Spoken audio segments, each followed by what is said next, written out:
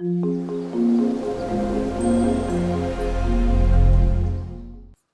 everyone, this is Professor Robert Solis and welcome to this next video lesson. We're going to be talking about structs within the C++ language. So let me switch over here to my Visual Studio application, and you can see here that a struct, first of all, is nothing more than a collection of fields that you can access. So notice over here that I have this keyword struct, and this struct is going to include members or items that have something to do with a student.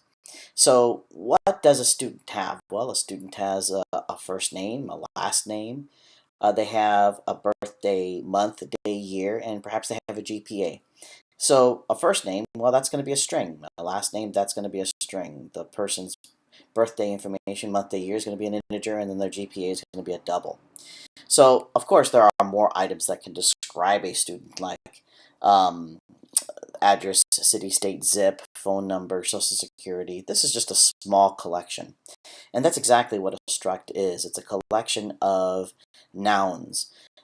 Later on, we're going to be talking about classes, and a class you can think of as verbs that act on those nouns. Here, we just have a collection of nouns. So as you can see here, these members make up what a student is. So first of all, we begin with the curly braces, we end with the curly braces, and also a semicolon. This whole thing makes up a struct. And a struct is nothing more than a collection of fields or a collection of nouns. All right, so there are different kinds of students that we can have. We can have a calculus student, an English student, a trigonometry student, a history student. There's all kinds of students. Over here, what I'm going to do is I'm going to declare a calculus student. So what is calculus? Calculus is a type of student, and calculus has all of these members. The calculus student has a first name, last name, month, day, year, so forth and so on. Well, I had better access that information from the user. So if I were to scroll down a little bit, I'm going to ask the user, what is your first name? Okay, so what I'm going to do is I need to obtain that information from the user. So I'm going to cin, and what I'm going to do is I'm going to put that directly into the calculus student's first name member. How do I access that? That's going to be through the dot operator. So let me do this calculus dot, and then you'll see that there's a drop down of all of the different members for your student. So it looks like I have day, first name, GPA, last name, all these items right here. Well, I want the person's first name, so let me scroll down over here. Here's first name. I'm going to double click it, or I can just hit tab. And now what this will do is put the person's entry, the text entry, into the first name member of your calculus student. And so I'm going to do the same thing for the student's last name, birth, month, day, year, and also their GPA. So I'm going to use the cin statement to put that directly into the calculus student's member that I want. All right, so that's an example of how to input data and put them directly into the members of your structure.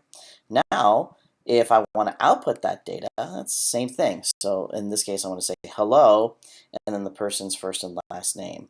Well, how do I access the person's first name? So I type in calculus, say, for example. In fact, let me just go ahead and start this as if I'm doing it for the first time. So I'll say calculus dot, and then again, I have that drop down that includes all of the different members for this particular struct. So in this case, I'm going to say first name. Well, this will say hello, pretend that the first name is Robert, right? So hello, Robert Solis, and then it's going to go to the beginning of the next line. Your birthday info is, all right, I'm going to obtain the month, day, and year members of the calculus student.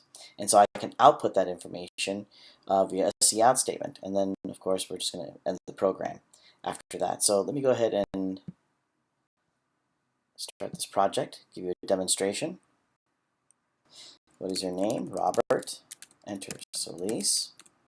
Birthday, January 1st, 1965. What is your GPA? Well, of course, I get 4.0s. Press enter.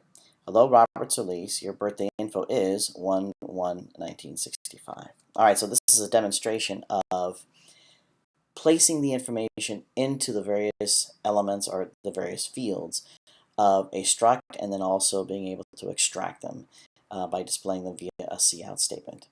And that's pretty much it when it comes to a structure. As I mentioned to you before, a structure is a collection of nouns. And the nice thing about this is perhaps you could think of it as a one-step improvement upon an array, because an array is a collection of all of the same type of items. So an array can collect a bunch of integers or a bunch of doubles or a bunch of strings, say for example. A structure is not like that. A structure, as you can see, can have multiple data types. So in here I have string, integer, double as an example. The downside of a struct is I can only create one of these at this point. I mean, I'm going to show you how to create an array of structures later on, but at this point what we have is just one calculus student. Now, could I create another calculus student? Sure. I could say student calculus student 2, say for example. Or I could create student calculus student Robert, whatever. I can create as many individual students like this, and that's the problem at this point. That doesn't seem like a very effective way of creating a number of students. So maybe what we should do is to create an array of students, or an array of this particular structure, and that's where we're going to go next. All right? All right, so this is Professor Robert Solis. I hope this video lesson was helpful. You have a good day. We'll see you next time.